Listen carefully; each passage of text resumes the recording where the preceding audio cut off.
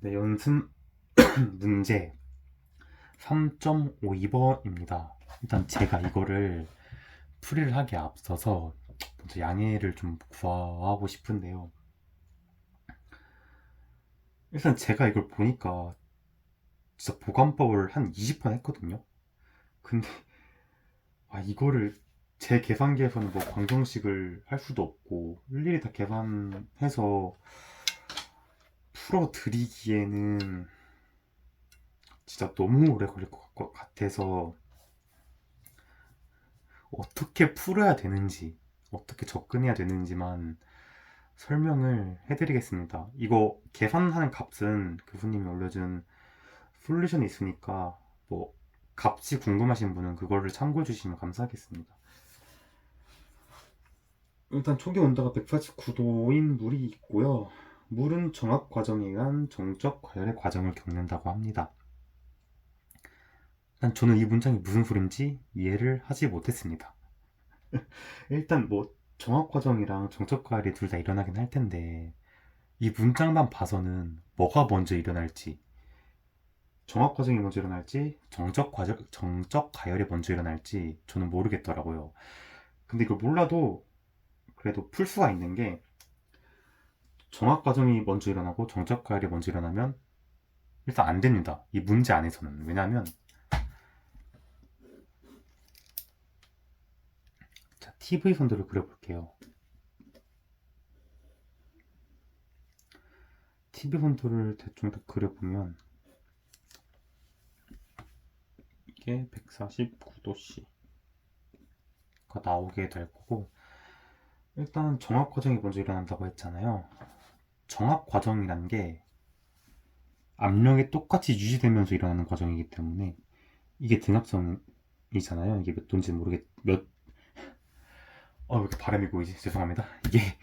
이게 몇 바인지 모르지만 이 등압선을 따라서 과정이 이루어지게 될 겁니다. 근데 이게 여기서부터 출발했다고 치고 첫 번째 상태, 두 번째 상태가 여기서 멈출 수도 있고 여기서 멈출 수도 있는데 정압 과정의 최종 온도는 204도로 있기 때문에 무조건 이 라인에서 멈춰야 됩니다. 그래야 204도가 될 수 있기 때문이죠. 그래서 이게 두 번째 상태라고 하겠습니다. 그 다음에 정적 과열을 일어나야 되는데 정적 과열은 빛체적이 유지된 상태로 위로 올라가는 거예요. 그러니까 이렇게 위로 올라가는 게 정적 과열 상태입니다. 근데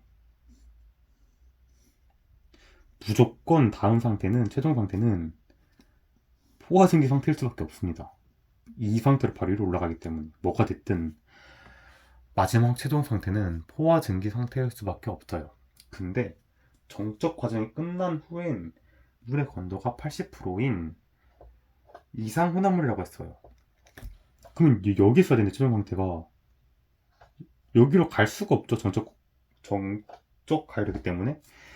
따라서 이건 모순이 되고 정압 과정이 일어나고 정적 가열이 일어나는 게 아니라 정적 가열이 일어난 후에 그 다음 정압 과정이 일어나야 됩니다.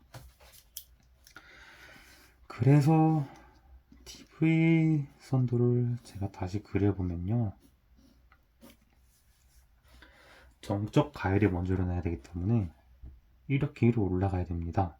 근데 이게 초기 상태가 어딘지 저희가 정확히 모르잖아요. 여기서 위로 올라갈 수도 있고 여기서 위로 올라갈 수도 있고 뭐 여기서 위로 올라갈 수도 있고 한데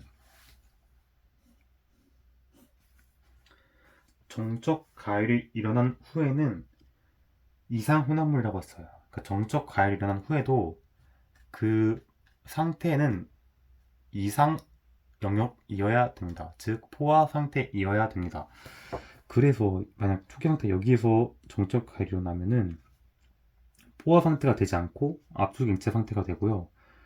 여기서 정적 가열이 일어나면은 과열 증기 상태가 됩니다. 따라서 여기와 여기 사이인 포화 상태가 초기 상태가 되는 겁니다.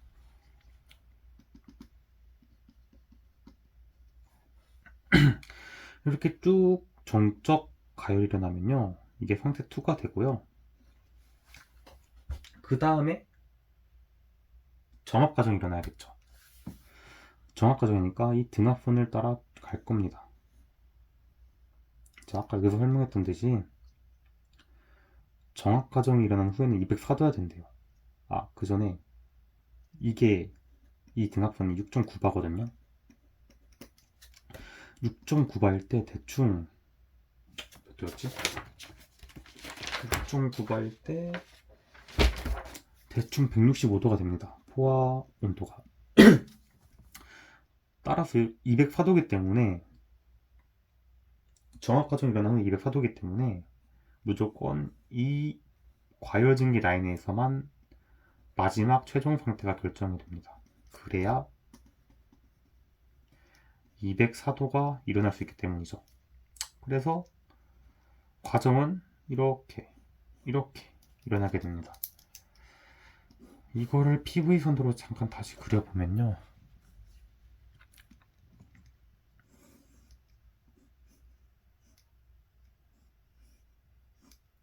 첫 번째 상태에서 출발하고요. 쭉 종적 가열이 일어나가지고 여기서 멈추게 되고요.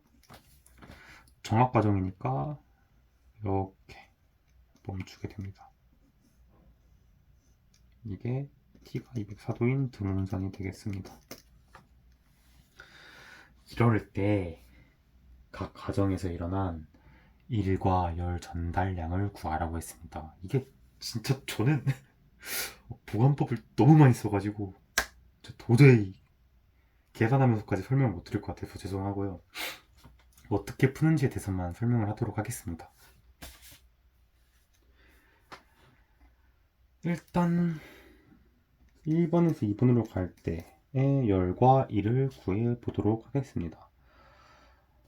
다른 문제와 마찬가지로 운동 에너지의 변화량과 위치 에너지 변화량은 무시할 수 있기 때문에 내부 에너지 변화량은 Q-W가 되겠습니다. 근데 첫 번째, 두 번째 이동할 때 부피 변화가 없기 때문에 1은 0으로 간주하면서 Q는 내부 에너지 변화량 질량 곱하기 B 내부 에너지 변화량이 되겠습니다. 그래서 이제 Q를 구하기 위해서는요, 이 B 내부 에너지만 구하면 구할 수 있어요. 구하는 법은 참 쉽습니다. 근데 U2, 이 두 번째 상태일 때의 B 내부 에너지 변화량을 구하려면요, 어떻게 해야 되냐면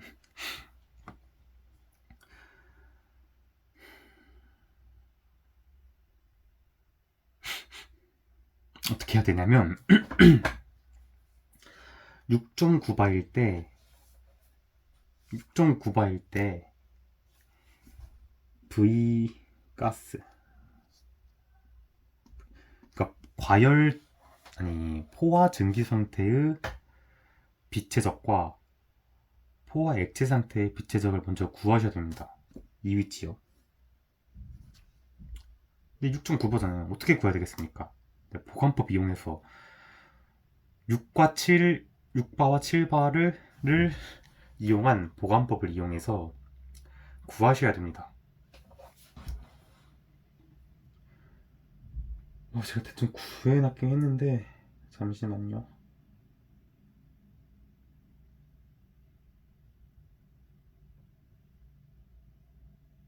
구하시면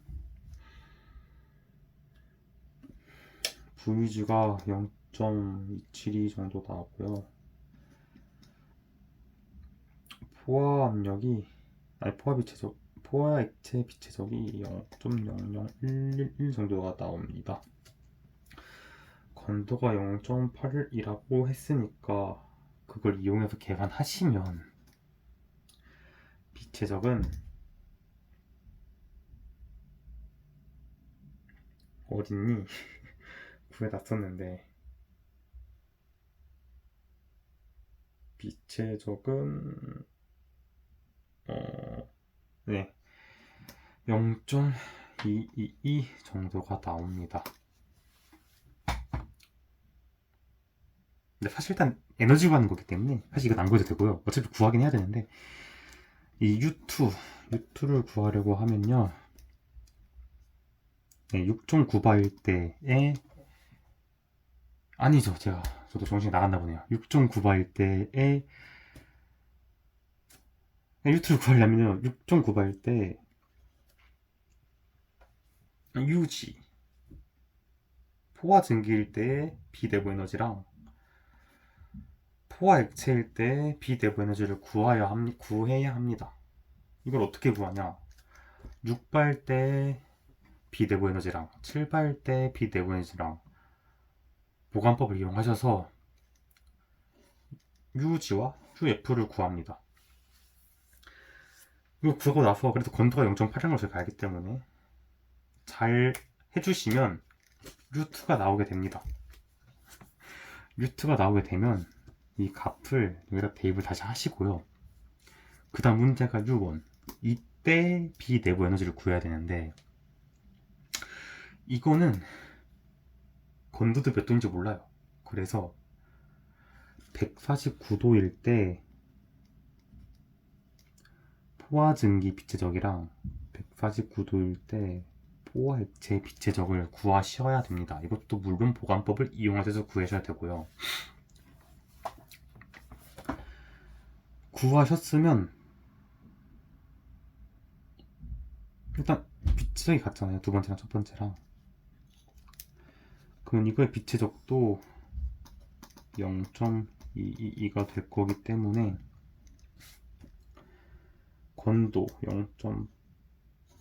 0.222는 0.8vg 플러스 0.2 vf라는 식을 이용하셔서 죄송해요. 뭔 소리야. x 1-x를 이용하셔서 x 건도를 구할 수 있습니다. 건도를 구하셔가지고 다시 여기 상태의 UG와 이 상태의 UF를 구하셔서 건도를 이용하셔서 U1을 구하시면 여기다 대입을 하셔서 열을 구할 수가 있습니다. 그 다음 상태 2에서 상태 3으로 갈 때 열과 일을 구하는 것입니다.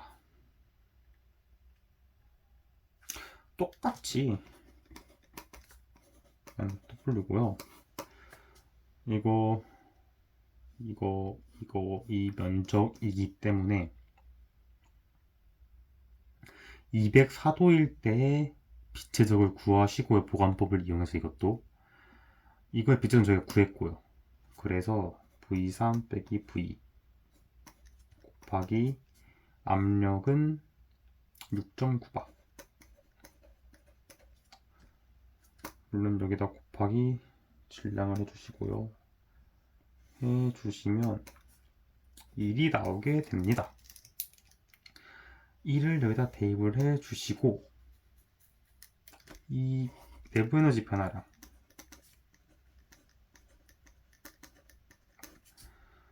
U2는 아까 저희가 구했고 U3만 구하면 되는데 U3도 마찬가지로 204도일 때 T가 204도일 때 보관법을 이용해 주셔서 구할 수 있습니다.